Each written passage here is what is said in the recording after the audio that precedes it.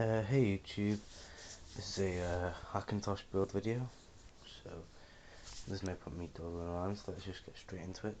So first of all, we'll start off with a kind of little overview of all my parts. I've kind of got them all laid out here. I got kind of excited, so I put the CPU in first, just so I could handle the motherboard better with the better fan and everything. So obviously the brains of the build is a Intel Core i5 3570K. This is a L1155 socket. It is unlocked and unleashed, so hopefully I'll just be able to upgrade to a motherboard that actually supports overclocking, because at the moment, as you can see, it's only a 4-pin power, so it doesn't. Second of all, everything that's going to house all the parts. We have the motherboard.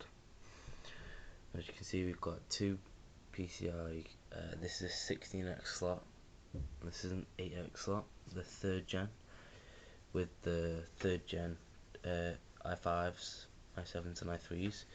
We have an M-SATA port, which I haven't used yet. I would like to though, but I haven't got the money. We have, I don't know what these are, I think they're PCIe 1x slots, and then 2 legacy slots. Now, for this top PCIe legacy slot, I have a wireless card, which I'll be installing to go into it. For the RAM, we have 8GB of Corsair Vengeance, obviously the big stuff, with the big heatsinks on it. 16GB is a bit overkill for me, because all I do is some surfing the web or a bit of gaming, but anyway, for the storage, I've got an 80GB Seagate Barracuda 7200 RPM drive, which is from one of my old computers.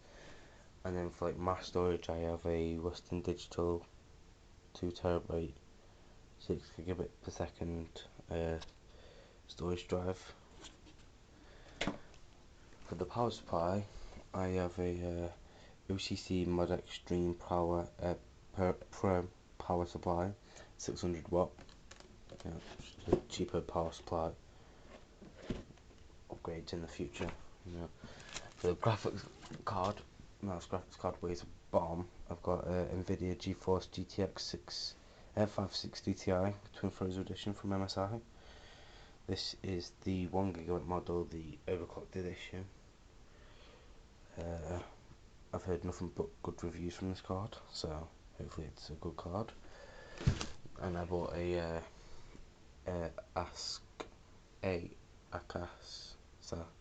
internal card reader, just for SD cards, off my camera, or it's got a 1 USB port on it, an M2 support, micro SD, just all that stuff. And there's a 3.5-inch to 5.25-inch adapter for the card reader. Now for the case, which is just here on the floor, I've got a let me just move my camera box. I don't use my camera a lot, and my instruction manual. I've got a Antec 302. It's a really nice case. It's this thing on the floor here, with the wires and the power supplies in those, so my 2 drives. That's about it, so let's kind of start the build off. So obviously, first of all, you put your CPU in, and we'll put the RAM in at the build actually.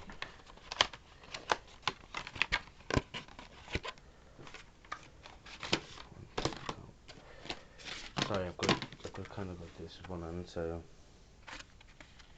yeah, this is the Corsair Vengeance. Heard nothing but good reviews. It's good memory. There's low failure rate on these sticks, so yeah. I would like to get 32 gig or 16 maybe, 16 maybe 32, just for the sake of having the memory, so nothing will ever be slow. Right now with most motherboards, oops, I'm going to attack. You will get certain DIMMs, certain slots to put your DIMMs in. Now these slots like kind of work together. This is the one that goes in here.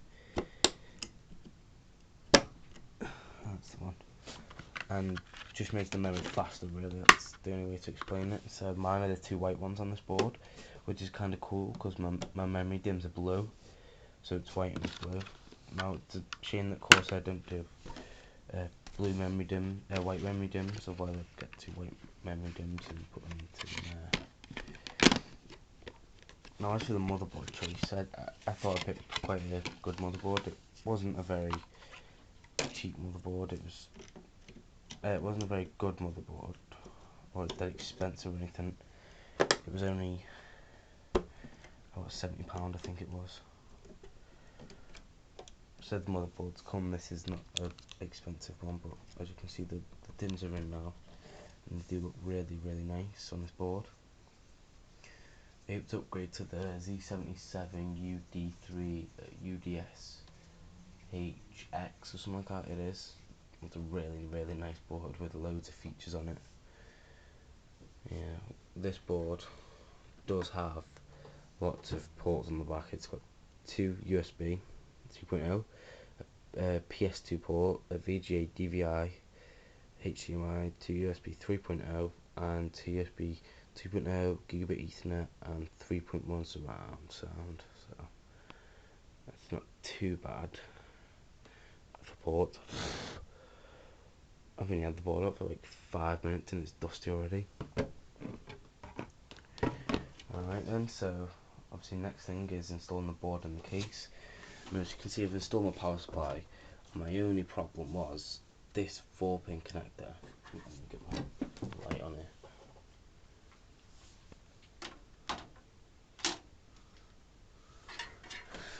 Right, this 4-pin connector here reaches the port that's like here. Now there's no way for me to wrap this round like onto the motherboard and then bring it round because it's just too short. So I think it's going to have to go over the top of my graphics card, which is going to be a real pain in the ass. But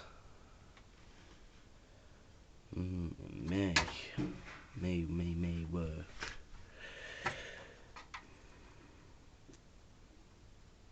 Yeah, so that's that. I've got to get that out of the way now. Move my PCI. I've routed my 24-pin connector behind here already, as you can see it there. My fingers touching, just because I know it's here, and it's just a bit of a time saver really. Don't know. I've got to get all these front panel connectors and everything out of the way for the motherboard. Otherwise, I'm just gonna have wires galore. I might actually pull this back through 1 second as I put you down.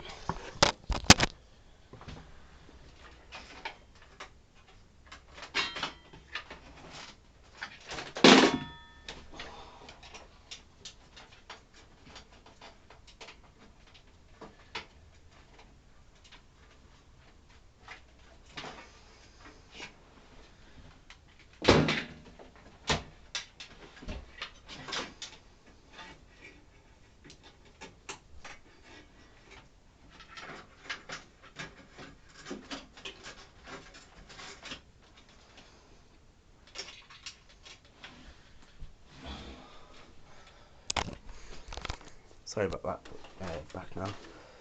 Okay, so move this a bit. I've got my little box here with my screws in for my motherboard. Grabs the motherboard. I've already put the IO shield in this. You can see down there. So now we just drop this in and basically just line it up to the rear IO.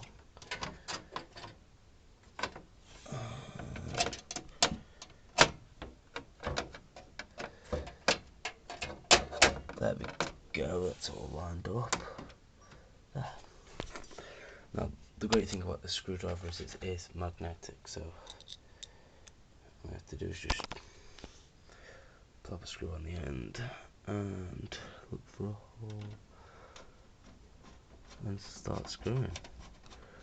Now you don't want to do these too tight, you just want to do them snug.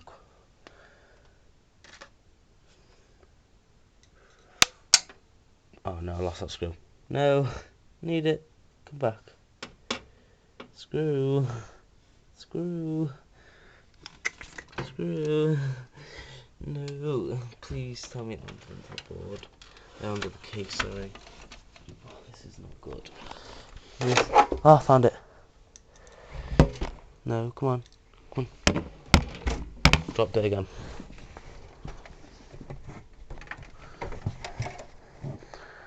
Okay, I lost this one for good now.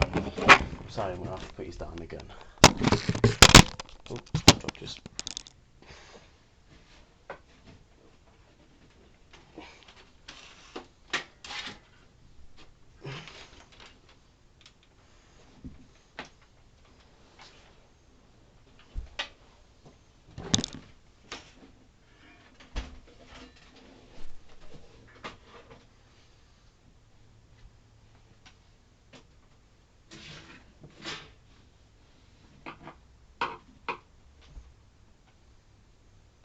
Oh wait, it doesn't matter, I've just got a screw fucking on my rugby.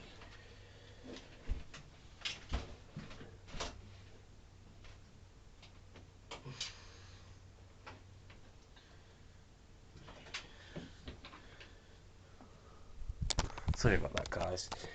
I was going pale and everything there, but I've got a spare screw. I was doing stuff to my motherboard I shouldn't have done, but hopefully everything's okay. Like I was saying before with the screws, make sure they're snug. Not too tight, not too loose, but snug.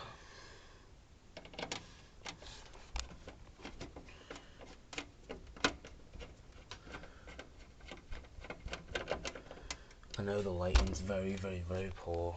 I suppose I could do this. That is much better for you guys, isn't it? I know you can't talk watching, but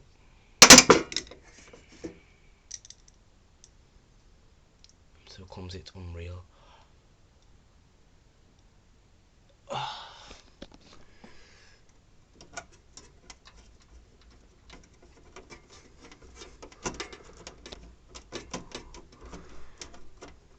Now, if any of you are watching this and are thinking about building a Hackintosh, my recommendation is go to Tony Mac's X86.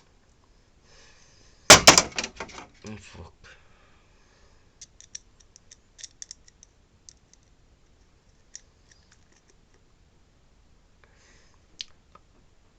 Like I was saying, Tony Mac's X86, and have a look at your parts there for your Hackintosh, because that's just a brilliant website. It's got a whole article type thing about it. So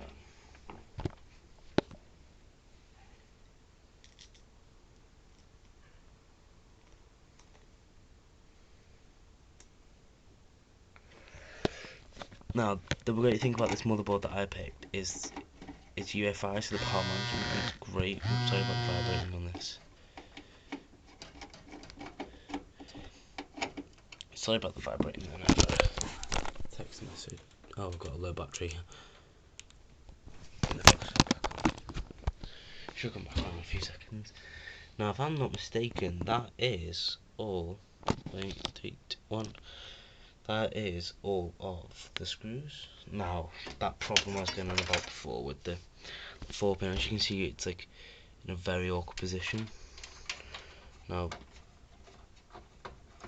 if I plug that in, this wire's got like hardly any slack on it, so it is a bit of a tight fit.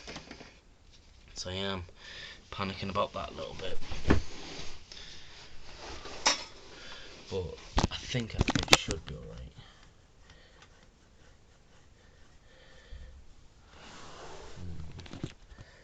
Who knows though, eh? Who knows?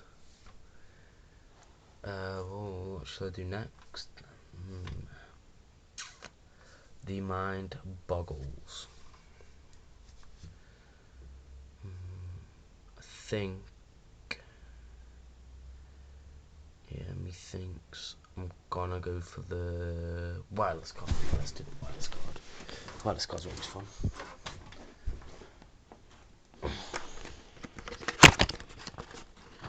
Now, this wireless card, if anyone's thinking of buying it, is a TP-Link TLWDN 4800. It is a 450 megabits per second wireless and dual band PCI Express adapter. Very, very Hackintosh compatible wireless card. And I have nothing but good reviews from this card. Oops, dropped it. It comes with 3 antennas, an instruction manual, a driver's CD,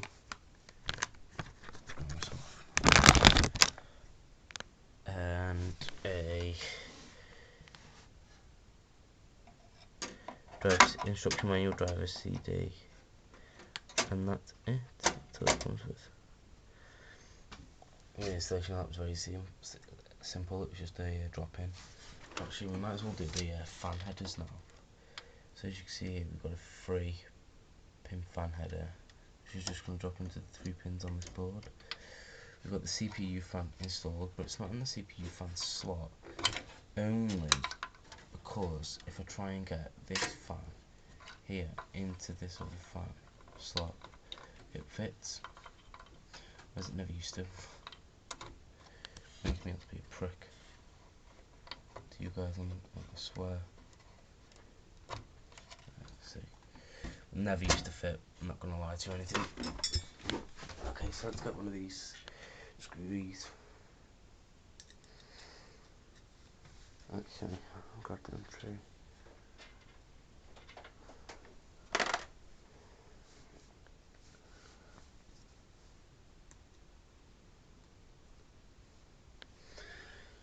Now if we push this up so this fits into this hole.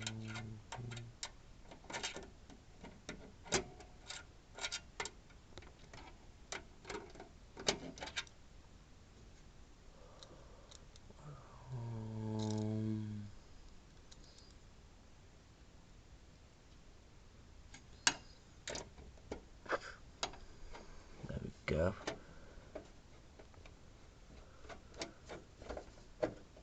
Get this one nice and tight so it stays in there. Now next we shall go for the graphic card. I'm going to have to put my phone down for this instead of using that.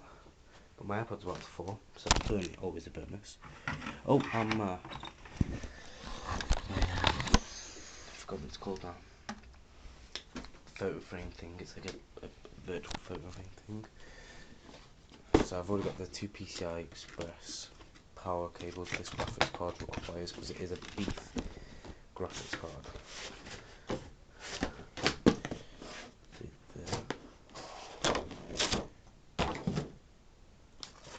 As you can see, the 2 PCI powers. There's a beast of a graphics card. Mini HDMI, 2 DVIs. Now at the moment I'm only using my tally, so I will be using the DVI to VGA adapters, the adapter that come with it, which regrettably is a pain in the ass, because I actually won't be able to take full advantage of this graphics card. But soon, and hopefully, we will be getting a monitor, so I can change that up then. I'm just going to put you guys down for a sec. So I can screw these screws in, because they are a pain in the ass to do with one hand.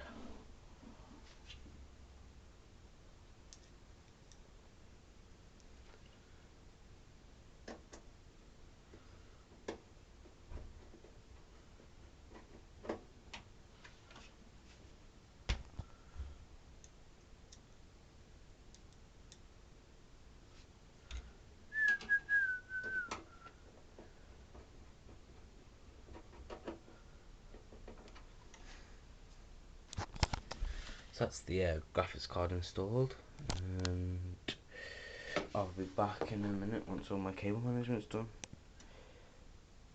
Okay, so I kind of did a bit of cable management. As you can see, I got my USB 3.0 header in, fans, the 24 pin, that 4 pin which is a pain in the ass because it goes straight across the graphics card.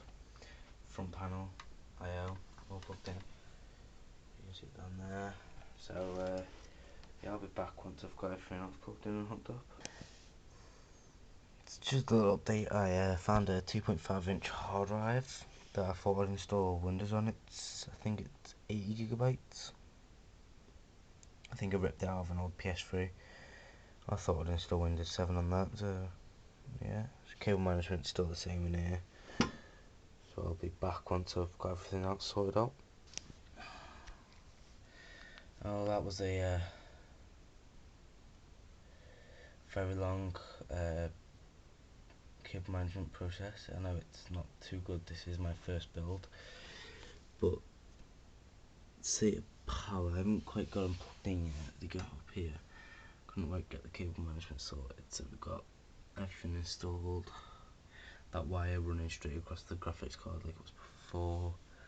Just cable management done really. I didn't show anyone the back, so I'm not going to show you, but I will show you the installation of the two PCIe 6 power connectors.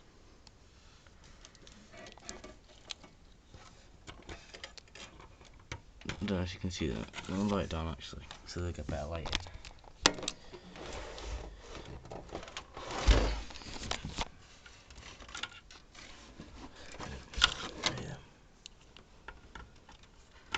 That's one, and there's two. Okay, so that's everything. Once I've got all the doors back on, I'll be back. Okay, so everything's plugged in. Display, keyboard, mouse, power. Let's flick this power switch and hit the power button. That's a very good sign, if you can hear that. Now my telly's just turned on, because I've got it hooked to my telly at the moment.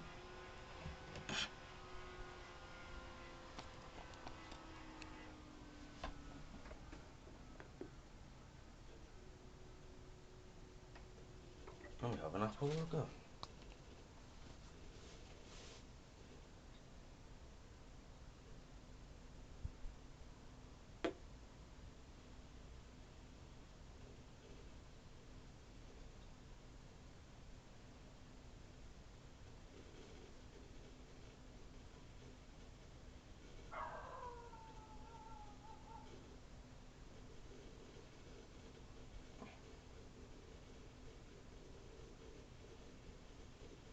There's my lock screen. As you can see there, my name is Kurt Roberts. It says Kurt Roberts with the yin yang symbol. This has been my Intel Core i5 3570K 560 Ti Z77-DS3H Hackintosh. Oh wait, this motherboard does support overclocking performance with K-SKU CPUs. Thanks for watching. Comment, rate, subscribe, and I'll probably be doing Hackintosh updates, Hackintosh tips, just stuff like that in the future. Thanks for watching. Yeah.